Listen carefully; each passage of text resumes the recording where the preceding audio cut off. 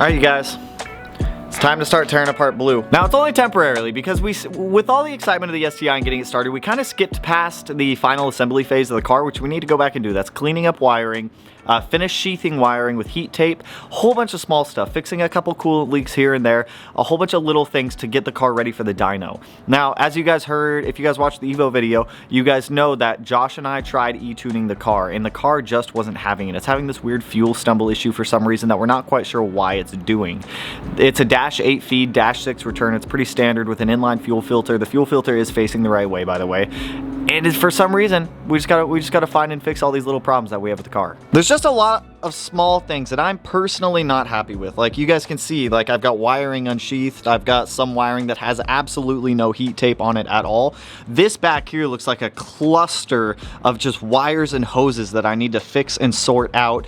It's messy. I don't like it. It's bothering me. This tube needs to be redone. This blow-off valve needs to be moved down there so that way we can actually check our oil. There's just a lot of smaller things that are going on with this that we need to sort. I also did decide I am going to hard mount this driver's seat in here. I'm just going to take the sliders off. I'll use the sliders on the passenger seat in the Evo because I don't think I can use sliders with this seat and get it to function properly and actually have it work. There's harnesses in the car that I still need to tighten up and get those fully set up. There's just all these small things with the STI that we kind of just glazed past that I need to go back and do. On top of that, I still need to get these wheels installed on the BRZ. We might get these installed on the BRZ tonight. I don't 100% know yet. I also need to tear down this engine. I have interior panels that I need to get back in the car. There's just all these little things that need to happen. I also need to drain the oil out of the car because I have a sneaky suspicion that some moisture got into the oil, which is also, and there's probably fuel in the oil, so I need to drain that out. My break-in oil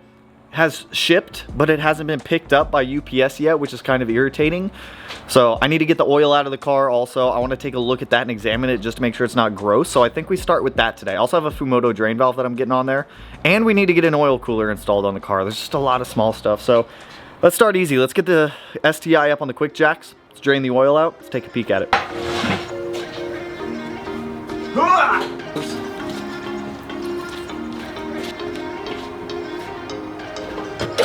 Up you go, Betty.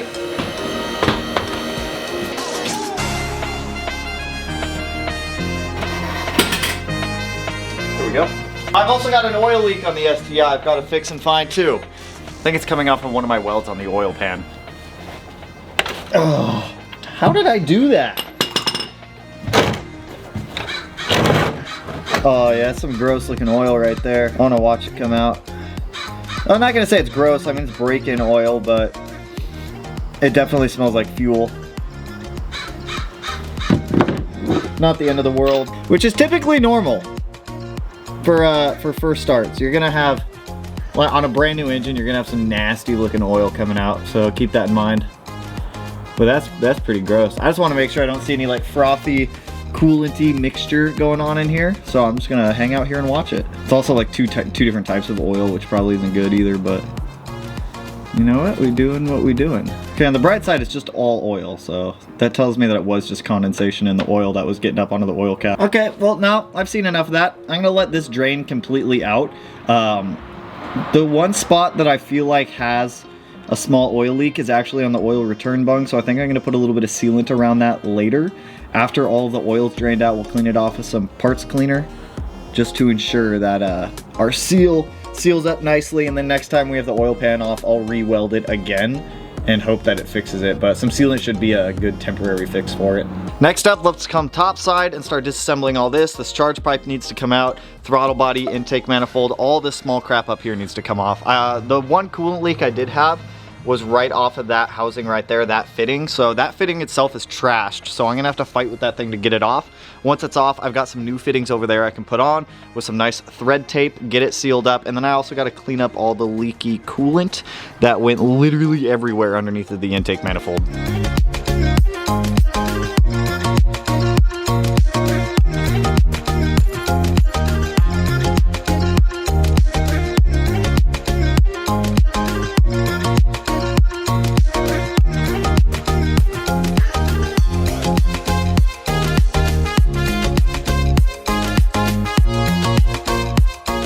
I got the heater going right now just because it's a little cold. I got the first issue fixed.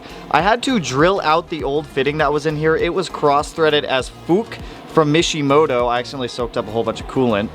That can go in there. So I drilled it out, retapped it, got a new fitting in there. We should be good. I'm gonna top this back off with coolant, and then you guys can see back here the absolute explosion of coolant that was spraying out of that thing. So I'm gonna go through here, clean all of the, I'm just gonna clean it up. I'm gonna vacuum the top of the engine, blow it off with compressed air, clean off all the old spilt coolant. That should fix our leaking coolant issue and probably our high coolant temps also, because that was introducing air back into the system. So let me keep going on this, get that cleaned up real quick, and then from there we can start finishing masking all of our harness. Oh, and I need to swap the oil pressure guy right here. I got a pigtail that I'm gonna just put on there, lop that off, because if you look at my connections, they're just actually, they're not too bad anymore now.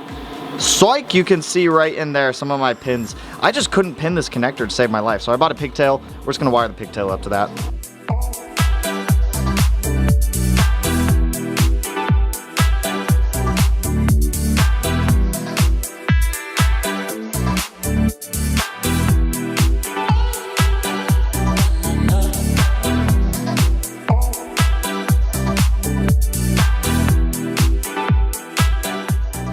So I've got the front half of the harness cleaned up. I've got my new pigtail on for the oil pressure sensor. Honestly, it feels a lot better in there. All of these are cleaned up just a little bit more now. Wires are sheathed up a little bit more. The coolant has all been cleaned up as well. So we got more to do, but somebody over here is throwing an absolute fit and wants to go on a walk. So, small dog, I'll take you on a walk. We'll go on a walk. Let me go take the small one for a walk real quick, and then we'll keep going on the STI. Okay, the small dog has been appeased. He got his walk. He is good. He is now playing with his puzzle toys to get some good treats. Now, with the Subaru, let me jump back on this real quick. Now, our oil down here should be done draining for the most part, which it is, and I don't see any weird looking schmooze stuff in here, which is also very good. So, before... I'm not even gonna put that drain plug back on. That drain plug looks just absolutely gross. I can't even put oil back in this thing yet because I don't even have my oil yet. But I'm gonna go ahead and get our Fumoto drain valve thrown on here. If you guys don't know what these are, they're fantastic. It's literally just a ball lever, so you open it up and then the oil comes out. It's like the easiest oil change option out there. I literally run these on all the cars. So let's toss this guy on real quick. And then I think while it's still daylight out, I'm gonna get to tearing this guy down because I need to send this short block out to out front. We're also gonna heavily power wash this thing because it's pretty gross. Actually, also, while I have this here, I do wanna show you guys this. Another reason why we are not using this manifold permanently, it doesn't seal to the actual TGVs properly. Because it's so warped, it pinches the gaskets. So I'm gonna have to buy new gaskets when our new one is done. The only thing we're waiting on right now that I need to send to the new fabricator is the actual throttle body mounting plate. This is one that was made just to have this thread into it, but to be honest, this seals with an O-ring, and there's no gasket behind this, so that could also be another source of why we're having issues. We have a big vacuum leak on the throttle body, we have a big vacuum leak coming off the TGVs, so we just need to get that fixed. Now, let's get our Fumoto valve on. Best drain valve out there. TBH. Small dog is very upset. Oh my god, dude. Dude is throwing an absolute fit today. You guys have dogs that just throw absolute fits? We come right here, we can put our lock on our Fumoto guy. Super easy. Dude, what is this small dog's problem today? What is this guy's problem, man? What is your deal? What's your problem? Hey, what's your deal? So with our EJ here, before I even start going to tear this thing down, we're gonna carry this guy out into the driveway, get it sprayed down with some degreaser, let that degreaser sit on there for a couple minutes, and then just clean this thing off with a hose. This is a 704 casting. This is the next EJ for the engine build giveaway. So whoever wins this one, congratulations. Paul won our last EJ giveaway. It's gonna be the same type of short block. It's gonna stay open deck, forged internals, will be good for 500 wheel horsepower. So I just want to get this thing disassembled so I can get the crank and everything like that tossed, because I don't reuse cranks. I will keep the keyway though, because the keyways are nice to have. So let's get this thing cleaned up. Remember, lift with your legs, not your back.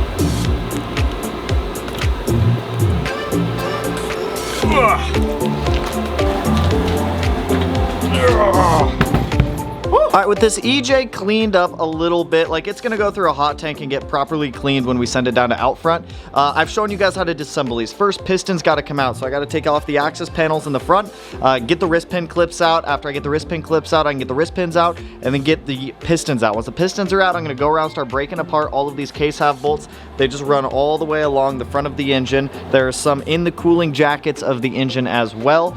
Mainly all I'm doing here is just getting the crank and the rods and the pistons out of this thing, so that way I can prepare to send this thing down to out front for one of you lucky peeps to win a built engine. So let me get this thing torn down real quick. Look at that beautiful lighting too, holy hell.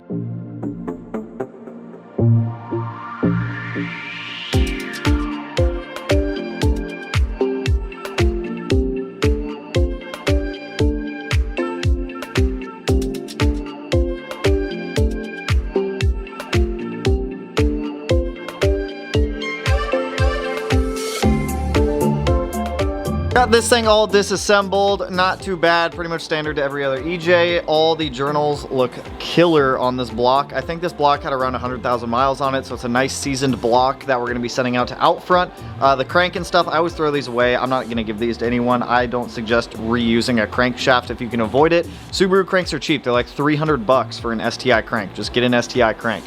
Pistons, wrist pins, all that stuff going in the trash. Normally I keep the hardware because I'll use those for random things around the shop or the garage. So dope. Now that this thing's disassembled, let me throw that away. I'm gonna bolt these two case halves together real quick, get them set back on the back rack, and then I will get this sent out at the beginning of the next merch drop for whoever's gonna win it for the next engine build giveaway. We got fresh case halves ready for the machine shop. Ah! Da-da-da-da!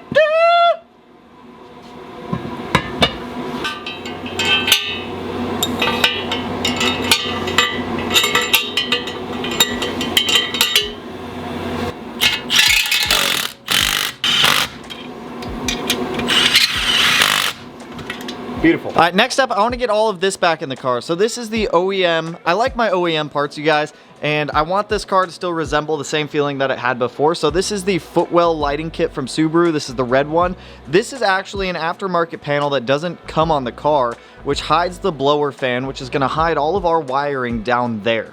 So this should be relatively easy. These two clips up here are going to go into the hazard button up there, so just kind of tease off of them all. So it should be pretty self-explanatory. I haven't installed this in a while, but I'm assuming it'll be straightforward. This one goes under the driver's footwell area somewhere. I don't remember where.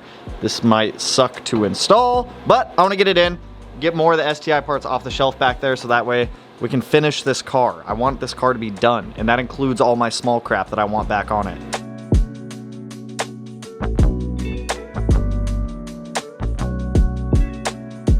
So as I expected, the lower trim panel down there doesn't actually fit anymore. It is whatever. I did get the shift knob centered though, so that's a win. On top of that, I also got the brain box mounted over here on the passenger side, just so it's not sitting down on the floor anymore. And then I also threw my WeatherTech floor mats back in, figured why not. So the brain box is just mounted right down there. So if I do need to access the fuse box, it's super easy and very convenient. I'm waiting on clips to come in from Subaru so I can get these trim pieces back there back on. They said that they were supposed to be here a couple days ago, but I don't really have a reason to go down there quite yet, so I'm just gonna let it slide. So actually a couple things I need to come over here and do on the driver's side. I need to get the lower gooch panel back in, which is actually this guy right here. I decided to put the airbag back on it just so that way this has structural support, so that way it actually has something to hold onto and bolt onto. But before I do that, there is a steering shaft grommet down there, way back there, that I need to get back in the proper hole. Otherwise my whole steering column moves around a whole bunch, way more than it actually should. So I gotta go down there, fight with that, get that shaft column grommet guy back in. It just supports the steering shaft. Once that's back in, I can get this guy back in. Like I said, you guys, it's just a whole bunch of smaller stuff that we need to do right now, both in the engine bay, the interior, seats, all this other stuff, just to get it ready to go to the dyno, function properly, be a working car again, and just be a normal Subaru. Well, as normal as it can be. So let's crawl down there, fight with this grommet, and get this part done with, because I'm not looking forward to this.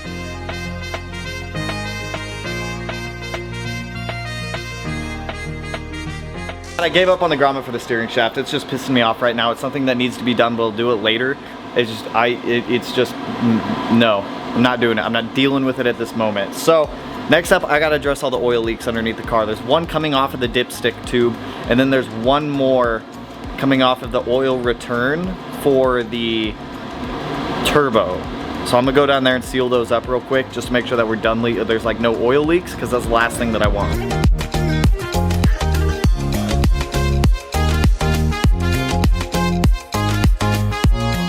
I got the oil leaks fixed. There was 3 of them. 3 of them. One of them came off of the driver's side valve cover because I forgot to put a bolt in. My bad on that one. Sealed up now. Another one off the oil return for the turbo. I sealed that up. Should be good. Last one was on the dipstick. Sealed that up. Should be good. No more oil leaks, hopefully. Car is gonna drive me insane. It's literally gonna drive me bonkers. I need to get an oil cooler ordered so that way I can fit up, or I can start making brackets for the oil cooler, the top mount, the oil cooler top mount guy, the top mounted oil cooler. So I think I'm gonna go hop inside, eat some dinner real quick, order an oil cooler, core, just the core, because I think I have enough line here. We can just make our own line, so let me go get a core ordered. More money for the Subaru. Woohoo! Buenos noches. I think that's actually good night. Good morning, my friends. It's the next day. So I got an oil cooler core ordered for the STI. I got the same size that I have in the BRZ. It's a SetRab 15 core or 15 row oil cooler. I'll link it down below in the description for you guys if you want. It's like 200 bucks for the core. I only bought the core so far. I haven't bought any of the fittings, the sandwich plate. I think I still have some dash 10 line here, so I'm not gonna stress it right now. The main reason I want the core here is that way so we can start building the brackets to get it like centered in the engine bay. Because the way I'm doing this oil cooler is it's going to be a top mount oil cooler up here. The hood scoop delete will come off and the hood scoop will feed the top mounted oil cooler, just so that way we can help control our oil temps just a little bit more. So on the bright side, our oil leak fix seems to have worked. I haven't seen any more oil coming out of this, but then again, there's no oil in it, so that could also be a factor of it. And then also, this got dropped off this morning for the Evo. This is an FP cast race manifold, so today I'm gonna go through, get this Cerakoted, so that way it can start drying, get it ready to be installed on the Evo's engine when the time comes. Like I said, these take about a week to cure, so it'll give plenty of time for this thing to cure properly. And then the 4G63's main bearings get dropped off today, so that way I can go start building the 4G63 and start doing final assembly on that engine, so that way we can get that engine back in the Evo, so that way we're another step closer. But that's all I got for you guys on this one. It's just we have a lot of like smaller things that we got to do with this. I have parts on the way, I've got material on the way, so that way we can fabricate, build, do what we need to do to get this thing ready for the dyno in time. The oil cooler is something that I'm going to be trying to push, so I just got to wait till payday to be able to buy the thermostatic sandwich plate, the fittings, and all the other stuff to finish the oil cooler. Same with the spark plug wires and whatnot like that. But still really good progress. STI will be down for, I don't know, a week or two until we trailer it out to the dyno. Like I said, this first dyno iteration is not going to be power pulls. It is just going to be for drivability, so that way we can break this thing in. I need to break in the clutch. I need to break in the engine. Our break-in oil shows up on Tuesday, so that way I can get oil back in this thing.